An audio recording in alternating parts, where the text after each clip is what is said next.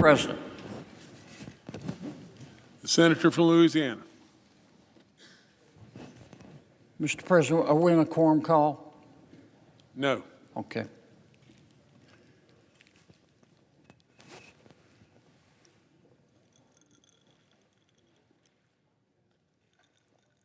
Mr. President, I want to speak briefly about two subjects.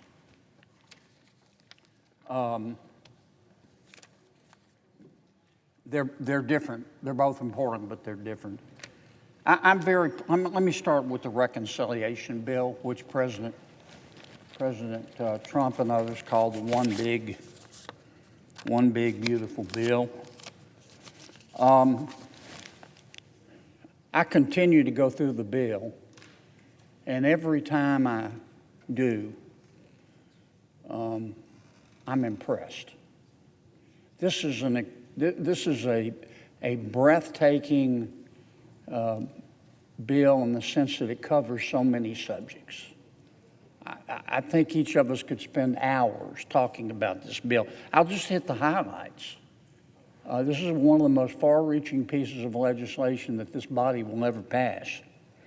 We extended the 2017 tax cuts, no small feat in itself. Had we not done that, the American people would have suffered under a $4.3 trillion tax increase. So we stopped that tax increase. And some of my friends and colleagues talk about, well, all you did was stop a tax increase on the billionaires. That is nonsense. That is nonsense on a stick. Unless your soup of the day is gin, you know that is a lie. Half of that tax increase would have hit working men and working women and working families in this country. The other half would have hit our small businesses and, yes, some of our large businesses. We stopped that. We made some of those tax cuts permanent. We cut taxes on tips. In this bill, we cut taxes on overtime. We cut taxes on Social Security. We cut taxes on car loans. We expanded a tax credit for child care to help moms and dads pay for the child care so they can work. We increased the child tax credit. We increased the standard deduction, and that's going to take effect immediately. We funded school choice for years and years and years. I have tried, we all have tried, many of us have tried to provide the American people, moms and dads, with school choice. This bill did it. You know, I went to a public school. I'm proud of that. But competition makes all of us better. I can go to my overpriced Capitol Hill apartment or Capitol Hill grocery store and choose from 6 or 7 types of mayonnaise. Why shouldn't we give parents, moms and dads, choices for their kids' education? We're doing that with the school choice portion of this bill. We increased money for the border. And we increased money for defense. Now we also addressed the problem in Medicaid, and I've been very disappointed because some commentators have said that we're going to throw off from the Medicaid rolls. I've read anywhere from 10 to 12 million people. And the implication in some of these articles and some of these comments is that we're just going to look at the Medicaid rolls and go through and say, you're gone, we can't afford you. And that's not what this bill does.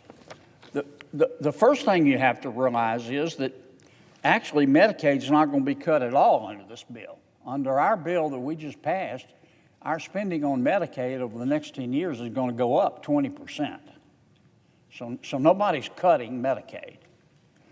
There are some people, as a result of the new provisions that we have put into law, who will no longer be eligible for Medicaid and will no longer get Medicaid. But they weren't entitled to get it in the first place.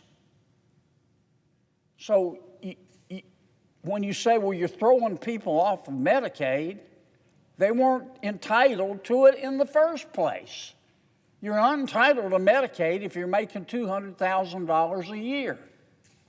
And you didn't tell the truth when you signed up for the Medicaid in your state, and your state didn't verify your statements. But let me give you one example. CMS just put out a report. Our bill is going to change the law so that 2.8 million Americans. This is the CBO says like we're throwing 10 or 12 million Americans off of Medicaid. I'll just give you this one example. 2.8 million of those Americans who will lose Medicaid are double dippers. They signed up twice. We have 1.2 million people on the Medicaid rolls who are signed up in 2 states. And the American taxpayers paying twice. As you know, Mr. President, well, you were a great governor. You were a governor and a damn good one. Most states use managed care, and they pay per Medicaid patient. So if a state is paying, let's say, I'll pick a number, $8,000 per Medicaid patient per year to the healthcare organization to provide their care, and that person is signed up in 2 states, they're double dipping, and it's costing the American taxpayer $2,000, $8,000 payments a year. That's cheating.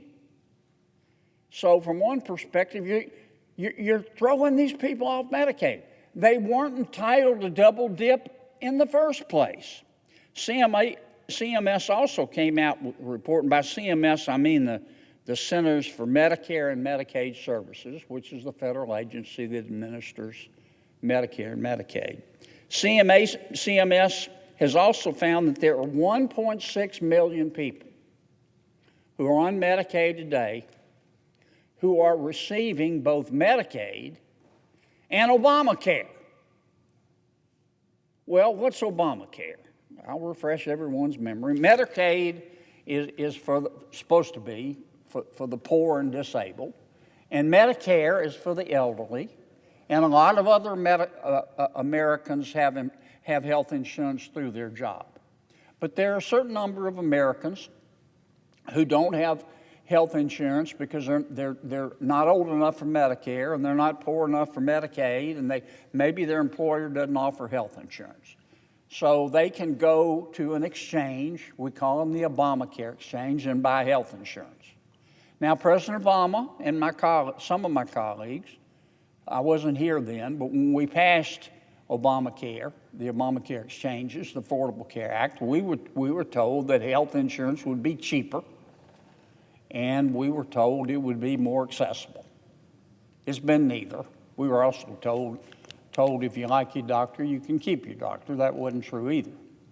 But the point is that we have a number of Americans who, if they don't qualify for Medicare, they don't qualify for Medicaid, they don't get insurance through their employer, they go to the Obamacare exchanges. But CMS found we've got 1.6 million people who are getting both health insurance through the Obamacare exchanges, which we subsidize, taxpayers do, and through Medicaid. That's called double dipping.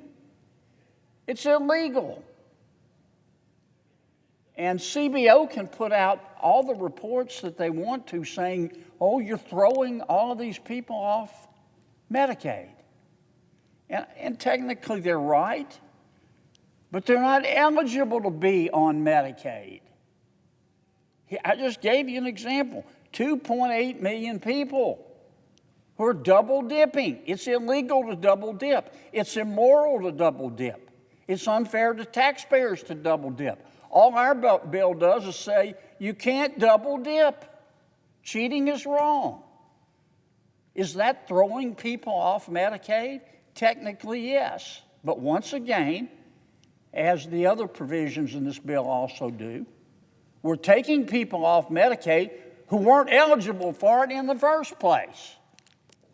As a result of these 2.8 million people, I think CMS, I'm looking for their figure, I think that it costs the American taxpayer, because of these 2.8 million folks who are double dipping, $14 billion a year. $14 billion a year over a 10-year window, which is the horizon that we use. That's $140 billion that we're going to save. And that savings is going to go back into Medicaid to make it even stronger. And that's just one example of how much of, not much, but, well, yeah, much of the reporting on our bill is misleading.